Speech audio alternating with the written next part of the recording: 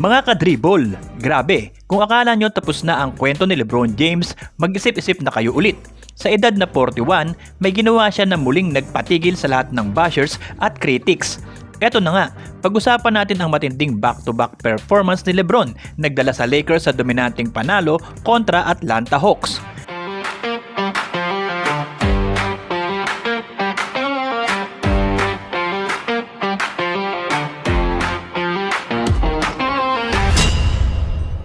Eto na nga mga kadribol, sinira ng Los Angeles Lakers ang kanilang 3-game losing streak matapos talunin ng Atlanta Hawks 141-116 at ang sentro ng lahat ng to, walang iba kundi si LeBron James na naglaro ng kanyang unang back-to-back game ng season.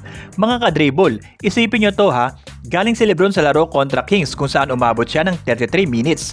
Ang expectation ng karamihan, magpapahinga siya laban sa Hawks, pero hindi. Matapos ang pre-game routine, sinabi niya na kaya pa niya. At anong ginawa niya sa court? Game high 31 points. Hindi lang yan, muntik na siyang mag-triple-double.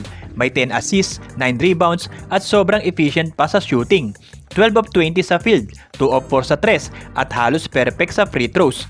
Parang bawat galaw niya may control, walang pilit, walang pagmamadali, tahimik pero dominante. Dahil dito, napilitan magsalita si head coach JJ Redick. Hindi raw niya tinitake for granted ang ginagawa ni LeBron. Sa dami raw ng effort at malasakit na binibigay nito araw-araw, observe daw kung may bumabatikos pa. At tandaan mga kadribol, sinasadya ng Lakers na i-manage ang katawan ni LeBron. Kinansela pa nga ang ilang shoot-arounds para manatili siyang fresh. Kaya hindi biro ang desisyon niyang maglaro sa back-to-back. Kung tutuusin mga kadribol, hindi lang to basta panalo. Pinatunayan ni LeBron na kaya pa rin niyang mag-lead, mag-produce at mag-set ng standard kahit 41 na siya at nasa ika-23 season na sa NBA.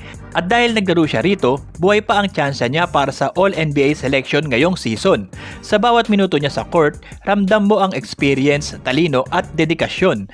Tahimik na paalaala na ang greatness hindi basta nawawala. Pero kayo mga kadribol, anong masasabi nyo sa performance na to ni LeBron?